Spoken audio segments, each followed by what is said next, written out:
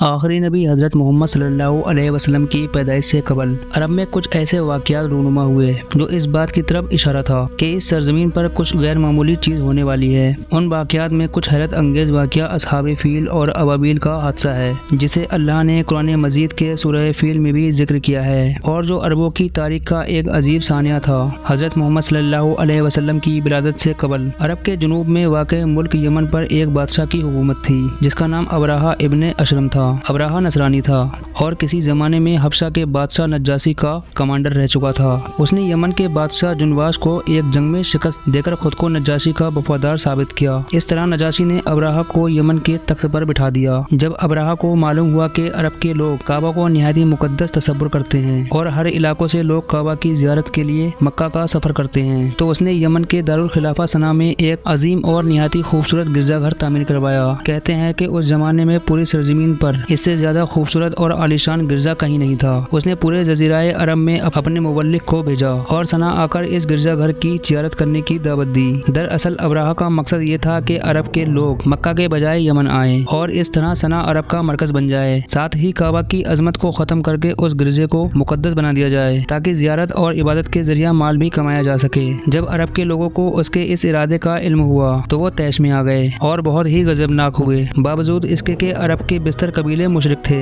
مگر وہ کعبہ شریف کی بہت عزت اور احترام کرتے تھے کیونکہ یہ جگہ حضرت ابراہیم علیہ السلام اور مقام سے منسوب تھا۔ لہٰذا مشرکین عرب نے ابرہہ کے اس عمل کو اپنے دین کے لیے خطرہ جانا۔ خاص کر قریش مکہ اس سے بہت زیادہ خائف ہوئے، لہٰذا بنو کنانہ کا ایک شخص غصے میں یمن گیا اور ایک رات اس گرجا میں داخل ہو کر ایک حصے میں آگ لگا دی جبکہ دوسرے حصے میں نجاست اور گندگی پھیلا دی۔ جب ابرہہ کو اس کی خبر ملی تو اس نے اپنا صبر کھو دیا اور مسیح کی قسم اٹھاتے ہوئے کہا کہ وہ اپنے اس عبادت خانے کی توہین کا بدلہ کعبہ پر حملہ کر کے لے گا۔ لہٰذا اس نے حبشہ کے بادشاہ نجاشی سے مدد طلب کی اور ہاتھیوں کا ایک عظیم لشکر منگوایا۔ وہ لشکر سمیت یمن سے روانہ ہوا تاکہ کعبہ کو ڈھا کر اس کا خاتمہ کر دے۔ ادھر عرب کے تمام قبیلے ابرہہ کے اٹھ کھڑے ہوئے اور اسے شکست دینے کے لیے میدان جنگ میں کود پڑے، لیکن ابرہہ کے اس عظیم لشکر کے آگے عرب کا ہر قبیلہ شکست کھاتا چلا گیا۔ بنو سلیم، بنو غطفان، بنو اسد اور بنو شکیر جیسے بہادر قبیلے نے بھی ابرہہ کے آگے ہتھیار ڈال دیے۔ جب ابرہہ کا لشکر طائف کے قریب پہنچا تو اس نے ایک دستہ مکہ روانہ کر دیا۔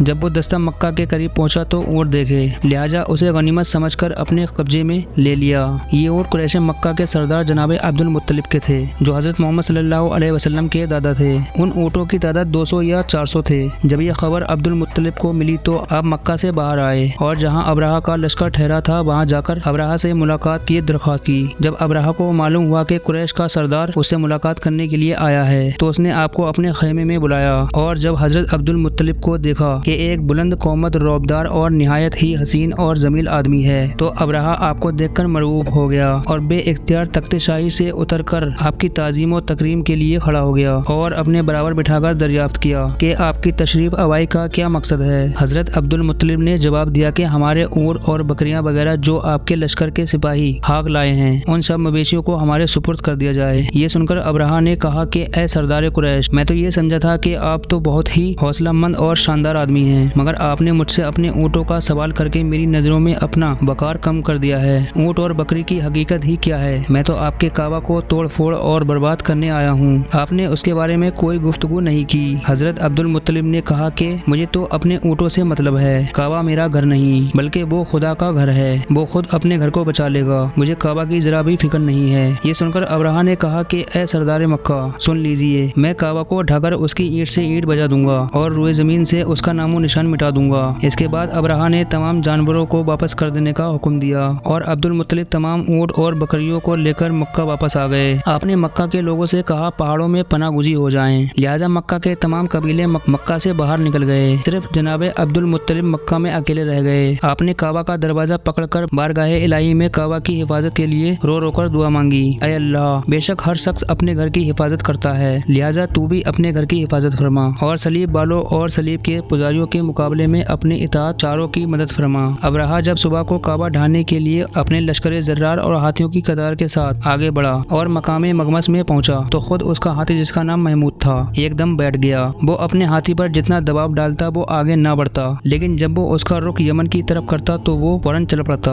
अब्राहा इस वाक़े से सख्त मुतअज्जिब हुआ। अचानक समंदर की तरफ से गोल के गोल और झुंड के झुंड परिंदे आ पहुंचे। अबाबील के इस लश्कर के हर परिंदे की चोंच और पंजों में कंकरियां थी। उन्होंने इस जोर की संगबारी की कि अब्राहा की फौज बदहवास होकर भागने लगी, मगर कंकरियां छोटी छोटी थी। वो कहरे इलाही के पत्थर थे कि परिंदे जब कंकरियों को गिराते तो वो संग्रेजी हाथी के बदन में छेदते हुए जमीन पर गिरते थे। अब्राहा के लश्कर में भगदड़ मच गई। अबाबीलों की संगवारी अल्लाह के कहरो गजब की ऐसी मार थी कि जब कोई कंकरी किसी हाथी के सर पर पड़ती तो वो आदमी के बदन को छेदती हुई हाथी के बदन से पार हो जाती। अब्राहा की फौज का एक आदमी भी जिंदा नहीं बचा और सबके सब अब्राहा और इसके हाथियों समेत इस तरह हलाक व बर्बाद हो गए कि उनके जिस्मों की बोटियां टुकड़े टुकड़े होकर जमीन पर बिखर गईं। इस वाक़े के बाद अरबों में कुरैश, मक्का और काबा शरीफ की अहमियत व अजमत मजीद बढ़ गई और चंद महीने बाद ही इसी साल नबी सल्लल्लाहु अलैहि वसल्लम की विलादत हुई। ये साल आमुल फील का साल कहलाया।